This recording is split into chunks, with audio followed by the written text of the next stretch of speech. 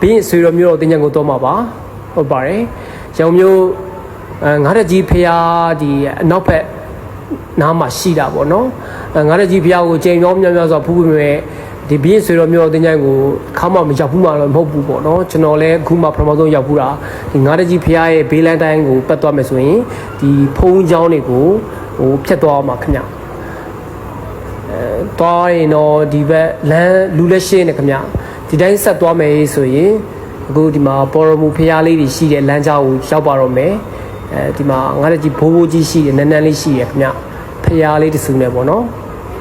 သွားတော့အေးစညံမဲတော်တော်လူရှင်းနေခင်ဗျ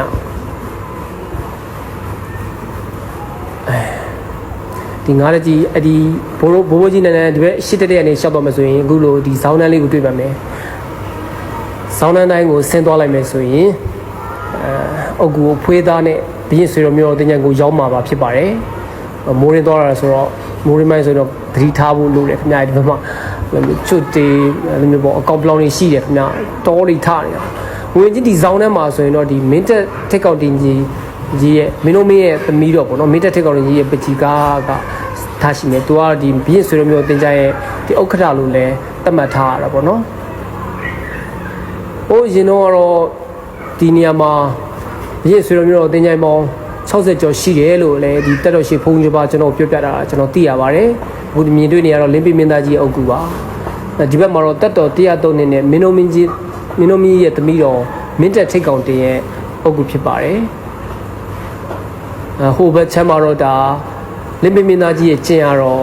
ဒီရေနတာခင်ကြီးပေါ့နော်အုပ်ကူပေါ့တက်တော်68နဲ့မှာကန်တော်ကုံတာပေါ့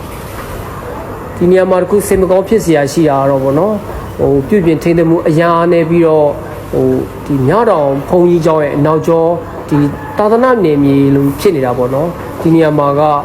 ဟိုကျူးကျော်ရရတယ်အများကြီးရှိတယ်ခင်ဗျာဒီကြားထဲမှာမနှိမ့်မြုပ်ဝယ်စေရပေါ့နော်စိတ်မချမ်းမှုတွေအမြင်တွေ့နေရတာပေါ့ဗျာကဲမြန်နဲ့စင်ကျော်ရွှေနန်းတော်မှာကြည်ပြင်းပြီးတော့မှတကယ်တန်ဝေကရပွဲပေါ့ကွာဒီနေရာလေးမှာမထင်မရှားနဲ့သူတို့ကန်တော်ကုန်းပြီးတော့သူတို့ကူလေးတွေရှိနေတာတော့တကယ်ကိုစိတ်မကောင်းစရာပဲခင်ဗျာဒီတချို့အကူတွေဆိုရင်ဒါဟောပေါ့နော်ဒါညောင်းထိတ်တင်ဆိုးပေါ့နော်ဟိုအကူတွေကအဲ့လိုမျိုးပေါ့ပြုပြင်ထိန်းသိမ်းမှုမရှိတဲ့အခါကျသူတို့ရဲ့ဘွဲတော်တွေနာမည်တော်တွေဟိုနဲ့ဒီပြန်လို့မှုဟိုကန်တော်ကုံတဲ့နေ့တွေဒိတ်တွေကိုမမြင်ရတာတော်တော်ကြီးကိုခက်ခဲရှိရခင်ဗျာတမိုင်းကိုပြန်ပြီးတော့တူးဆောက်ဖို့အရင်ခက်ခဲရှိရ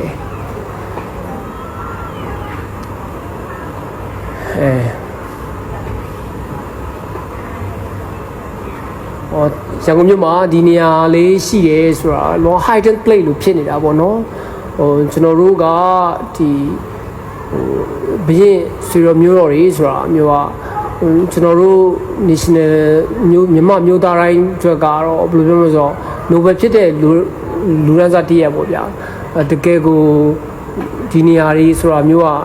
ကျွန်တော်တို့နောင်သားတွေဟိုနော်လက်ဆင့်ကအမြဲတစေနဲ့လည်းမျိုးပေါ့ဒီအမွေနှစ်တွေထိမ့်သိမ့်လဲပြီးတော့ကျွန်တော်တို့ကိုတီကိုနဲ့ကိုကျန်းနဲ့နေခဲ့တဲ့ဘရင်အတိုင်းပြည်နိုင်ငံကြီးရှိခဲ့တယ်ဆိုတာလည်းဒါဟိုစောက်ထက်ဆိုင်အခုလိုမျိုးမြင်ရဟိုတက်တည်ပြစရာပေါ့နော်နောက်သားတွေအတွက်ဒါဒီအုပ်လေးတွေတော့ဒီတက်ဆိုင်ရာပေါ့နော်အဖွဲ့အစည်းတွေရော၎င်း MGO အဖွဲ့အစည်းတော့၎င်း public အသင်းဖွဲ့တွေကနေပြီးတော့ဝိုင်းဝန်းထိန်းသိမ်းပြီးပြုပြင်ဖို့လည်းကျွန်တော်တို့တိုက်တွန်းချင်ပါတယ်မတန်တမင်ကရပွဲပါဗျာလူနေကြားထဲမှာဆိုတော့ကျွန်တော်ချို့နေရတယ်တွားပြီးတော့ဘယ်လိုကူရိုက်လို့မရဘူးခင်ဗျာတကယ်တော့ဒီဘရင်ဆွေတော်မျိုးတော်တင်ကြတော့ကိုတွားဖို့အနည်းဆုံးကတော့မဟာကြီးဖျားလန်းဒီမြောင်ဖုံးကြောင်းတိုက်ကနောက်ကျော်ဒီမုံထဲကဝင်သွားရင်အနည်းဆုံးပါခင်ဗျာ